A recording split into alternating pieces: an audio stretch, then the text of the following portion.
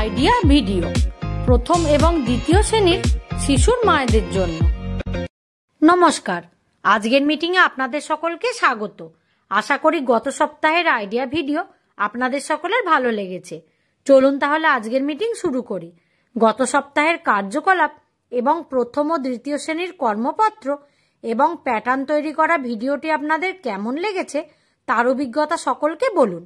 এবার সাথে আনা কর্মপত্রটি নিজেদের মোবাইলে ছবি তুলে নিন।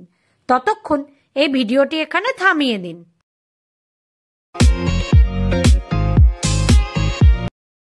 চলুন এবার আগের একটি কার্যকলাপ করি, যার নাম কিছু করে দেখি।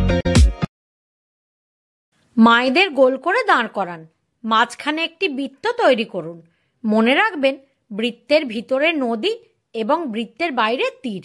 যে কোনো একজন মা নদী তীর এই শব্দটি কখনো ধীরে আবার কখনো দ্রুত বলবে। বাকি মায়েদের শব্দ শুনে বৃত্তের ভিতরে বা বাইরে লাফাতে হবে। যে মা শেষ পর্যন্ত থাকবেন তার জন্য সকলে জোরে হাততালি দিন। এই খেলাটি হওয়া পর্যন্ত ভিডিওটি এখানে থামিয়ে দিন।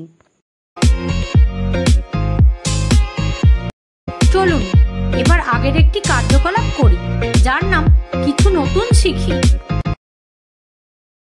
কাগজ দিয়ে জিনিস তৈরি করতে খুবই ভালো লাগে। কাগজের তৈরি জিনিসপত্র ঘরের সাজসজ্জায় আরো সৌন্দর্য এনে দেয়। আসুন এই ভিডিওটি থেকে আমরা কাগজের ফুল বানানো শিখি।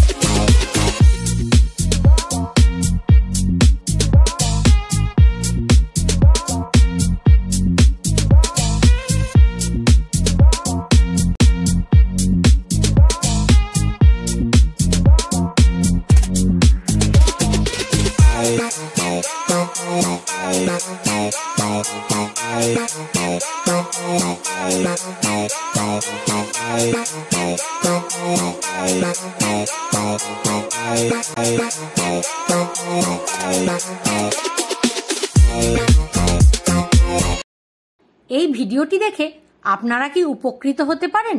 সকল মায়েরা নিজেদের মধ্যে দলে আলোচনা করুন। চলুন এবার পরের একটি কার্যকলাপ করি, যার নাম বাড়ি গিয়ে শিশুকে করান। 1 থেকে 10 পর্যন্ত সংখ্যাকার মেঝেতে রাখো। প্রতিটি সংখ্যার সামনে একই সংখ্যক পাতা গুনে রাখো। তারপর সংখ্যার সামনে আরেকটি পাতা রাখো। গোনো এবং লেখো। যেমন 2 এর সামনে একটা পাতা, আরো একটা পাতা রাখার পর 3 লেখো।